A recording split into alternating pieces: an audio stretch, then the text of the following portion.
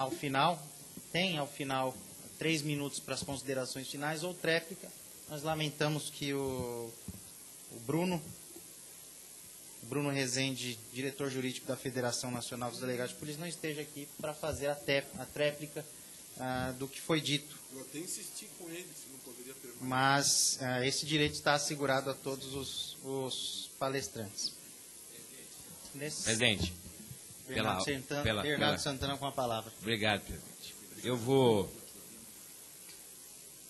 longe de mim fazer aqui até o papel do nosso doutor Bruno, até por me faltar a competência para tanto. Mas o meu ponto de vista sobre o caso, ele é muito conhecido. E nós estamos em uma casa, onde o que prevalece, e que bom que é assim,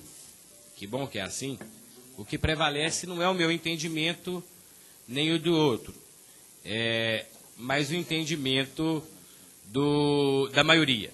Por isso que nós somos uma democracia, né, que sempre prevalece a maioria, seja ela representada da forma que for. Então, a questão de PEC 37 está superada, a questão de PEC 37 está superada por uma extensa maioria. Eu fiz parte dos 7 da minoria, que foram 9, mas 2 erraram, equivocaram-se na hora de votar e digitaram lá o voto que não queria. Eu quero apenas fazer alguns pontos, colocar alguns pontos que eu tenho dificuldade como jurista de entender. Não nego o Estatuto de Roma, acho que foi muito bem colocado. Lembraria também Palermo, contra o crime organizado, Mérida, contra a corrupção. Todos eles, há sim a menção da participação do Ministério Público, do que seria a nossa polícia judiciária, né? Entendo que nós estamos caminhando para uma regulamentação infraconstitucional da matéria no que tange a investigação, mas entendo também que lá na frente nós vamos ter sim que fazer uma PEC, inclusive para autorizar essa investigação, seja chamada de contributiva, lateral, seja o que for, porque para mim, um país que adota o princípio da legalidade estrita tem dificuldade em recepcionar conceitos como o de teoria dos direitos. Me lembra, doutor, como é que é? Os direitos dos Estados Unidos, 1815, 1800 e pouco, direitos aparentes. Aparentes? Não, não é aparente, não, é implícito, poder implícito, poderes implícitos. Me faltou aqui a palavra. Então, eu tenho uma dificuldade na hora que a gente vai conflitar. Uma Constituição que determina que ao cidadão é dado fazer tudo aquilo que a lei ou lhe permite ou não lhe proíba. Né? Ninguém é obrigado a fazer nada, exceto se for contra uma força de lei. Mas que leva a todos os órgãos que estão dentro dos poderes públicos, seja da administração pública, que estão envolvidos na esfera pública, ao princípio da legalidade estrita. A Constituição, que quando quis, determinou o poder de investigação nos casos do inquérito civil público, na Constituição. Ela determinou, ela disse, aí ao dar no 129 os poderes que o Ministério Público tem, ela colocou, e não bastasse isso, PECs anteriores, 3 ou 4, algumas até recentes, visando dar este poder, que também não lograram êxito nessa casa. Fosse um assunto simples assim, não estaria em discussão no STF desde 1988. Com todo respeito, é claro, tive a alegria de estar com o nosso querido Bernardo Cabral aqui outro dia, meu xará e um grande homem da República, respeito muito a opinião dele, mas essa questão de vontade do legislador é um pouco complicada. Meu pai foi deputado federal constituinte. Dentre os 10 mandatos que ele teve a honra de estar naquele que a Constituição foi aqui elaborada. Foi o que mais apresentou e o que mais aprovou emendas. Talvez ele seja digno de louros ou seja o culpado por ser uma Constituição também, ou um dos grandes culpados por ser uma Constituição tão prolixa, o que às vezes aí nós falamos. E não entende assim, e à época, inclusive, falava dos cuidados e da necessidade do controle externo, e vários outros. Né? Então, essa questão de vontade do legislador é muito complicada e, em direito, ela não é levada em conta, então eu respondo a pergunta que ela é irrelevante, sim.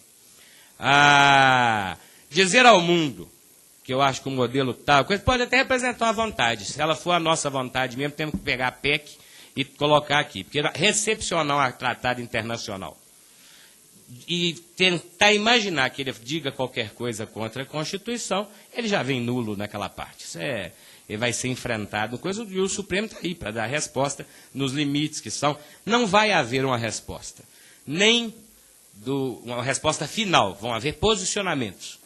Não vai haver uma decisão final, nem que diga que tem poder irrestrito de investigação, como até então vem tentando exercer o Ministério Público, isso é um fato, como também não vai ter uma decisão dizendo que não tem nenhum. Isso é um fato, eu acho que para aí caminha a nossa evolução. E nós temos que fazer isso. Não vamos rasgar nenhum tratado internacional, mas antes de rasgar a Constituição Federal, nós rasgamos todos. Acho um pouco de exagero, com todo respeito ao doutor Roberto, que eu respeito, tive muita oportunidade de conversar aqui, né, como todos da mesa que nos dão alegria, acho um pouco de exagero a gente levar o negócio do poder de investigação do MP até para a conquista de vaga na ONU. Eu acho que fica muito elevado, apesar de respeitar muito a instituição, até porque ela defende a sociedade, sim, mas também a defende o poder legislativo, também a defende o poder judiciário, cada qual na sua função. Eu até não acho que a questão de ser o acusador é o problema, não, porque nós temos que ter um acusador. Isso faz parte do devido processo legal. Tem que haver alguém para acusar. O que eu acho muito importante é a gente ter a garantia da integridade de uma investigação. Que ela não seja feita nunca de forma a atender determinado interesse, seja ele acusatório ou defensivo. Eu fui advogado de defesa a minha vida toda. Eu tenho esse viés. Eu tenho a boca torta pelo uso do cachimbo. Então, se eu puder investigar, vai ser uma investigação de mão leve, para não sirva para investigar. Vai ser muito levinha, não vai ser tão profunda, talvez eu vou simpatizar para o réu ali e coisa. Por quê? Porque a minha vida foi feita em cima de defender. Isso é um fato. É muito difícil dizer que alguém pode ser tão imparcial ao ponto de se envolver numa esfera ou outra enquanto parte. Aí eu não estou falando de fiscal da lei, de custos legis, não. Estou dizendo, enquanto parte, é muito difícil. Sei disso porque trabalhei a vida toda na área, advoguei toda a minha vida. Juristas temos de todas as posições. Temos o Zé Afonso da Silva também, do outro lado, temos a OAB como um todo, para falar disso. Então, essas coisas todas, mas eu acho que a PEC 37 ela foi muito importante, e com todo respeito ao autor da PEC, meu amigo que estava aqui agora, Lorival, foi, coitado, vitimizado, porque colocaram como se ele estivesse escrevendo algo para poder deixar todos os políticos corruptos fora da cadeia. Em primeiro lugar, isso não era verdade, e é que eu faço justiça a ele, porque o artigo 98 das disposições transitórias que ali era sugerido, mantinha, e inclusive acabava com a discussão na STF, todos os atos para trás da aprovação. Era tido como perfeito. E dali para frente a discutir. Acho até que ela podia ter sido um pouco mais elaborada. Não tivemos oportunidade de apresentar voto em separado, porque nós tínhamos uma expectativa de relatoria que só apareceu diferente no final, por razões que cabe ao relator dizer. Agora, o que sobrou naquela hora foi um destaque que voltou à PEC original, apresentado por mim. Nesta PEC, que teve 32-8 na CCJ, meu querido deputado Otávio Leite, e 16-2 na comissão especial, e só logrou 7 votos no plenário. Isso é impressionante. Mas, vamos lá. O que eu gostaria de deixar é o seguinte, que acho que é muito importante, que é de vital importância.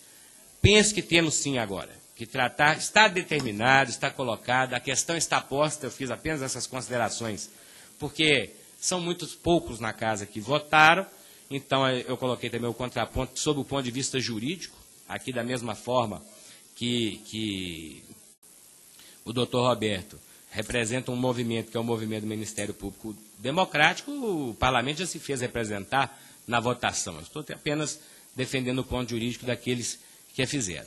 Penso que é muito importante, sim, de pensar bastante, deputado Alexandre, nessas garantias, pensar bastante nessas questões. Não podemos de forma nenhuma. Me preocupa um pouco em algumas partes de alguns dos textos. Chegou agora o nosso deputado Onyx Lorenzoni, que também está contribuindo muito para esse debate com o seu projeto. Não pode haver subordinação entre essas forças. O controle externo deve continuar havendo. Acho que o Ministério Público tem que continuar tendo controle externo da Polícia Judiciária, com os poderes de requisição. Vão se definir os casos de investigação direta e também o que é investigação cooperativa. Isso é muito importante. Agora, sinceramente, com todo respeito, e dou o exemplo da casa. Penso que o Conselho Nacional do Ministério Público, no formato em que está, não basta para o controle do órgão. E dou o exemplo. Hoje, nós temos um vácuo legal quando você vai tratar de qualquer ação ou representação penal contra um parlamentar. Por que esse vácuo legal? Porque hoje nós ficamos com um grau de jurisdição só. Mas por falha de legislar mesmo. Porque tinha que acabar com o que anteriormente era o nosso primeiro grau. Porque ele era interno. Ele era interno. A casa autorizava ou não processar parlamentar. Nós acabamos com isso. Não há jeito, e isso é humano.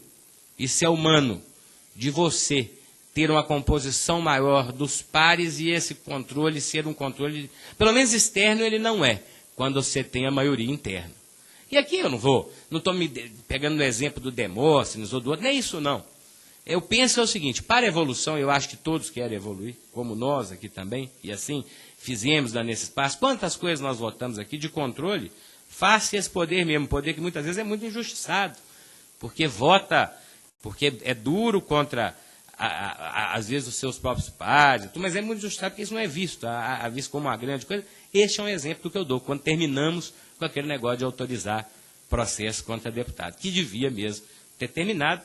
Para frente, talvez, tenha que se discutir isso, a questão do duplo grau, porque são garantias constitucionais. Eu acho que isso aí é algo que ficou muito, muito latente. E acaba criando esse tipo de coisa que é pior e traz uma sensação de morosidade e muito ruim. Até porque pegar o Supremo Tribunal Federal, que é um tribunal fenomenal, composto só por pessoas fantásticas, mas que tem 11 ministros, fazer instrução penal de um sem número de projetos, é um negócio... E para finalizar, eu queria dizer o seguinte, é muito importante isso sim, a PEC 37 teve uma função, abrir esse debate. Ela teve uma função, trazer de volta o Ministério Público para perto da casa que o criou como é. Porque o Ministério Público era um órgão subordinado, era um órgão muito menor. O Ministério Público, se hoje é autônomo, o Ministério Público, se hoje é pungente, deve-se à atuação dessa casa. Então, foi muito importante para trazer de volta ao debate, foi muito importante para reabrir essa questão, não tem dúvida nisso, e tenho certeza que o deputado Otávio Leite, conhecedor da sua serenidade, da sua competência, da sua imparcialidade, vai medir muito bem isso e trazer, de fato, com respeito a todas as carreiras, com garantia para todas as etapas, porque o próprio processo de investigação, para mim até, e como o direito penal em si, ele é mais uma defesa do cidadão contra o poder do Estado. Ele é uma defesa do cidadão para que o Estado não exerça de forma exorbitante o seu poder.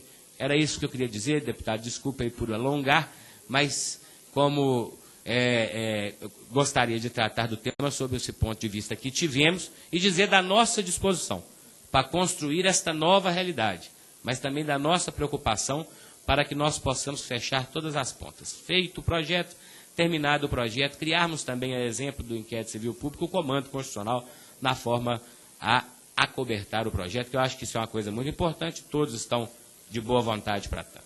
Muito obrigado, deputado Bernardo Santana. Sem mais delongas, eu passo a palavra ao senhor juiz Fernando Pereira. Ao final, todos vão ter 3 minutos para se expor. Eu posso dilatar um pouco mais esse tempo ao final. Concedo a palavra ao senhor juiz Fernando Pereira, vice-presidente da Associação dos Magistrados das Justiças Militares Estaduais. Boa tarde a todos. Cumprimento o deputado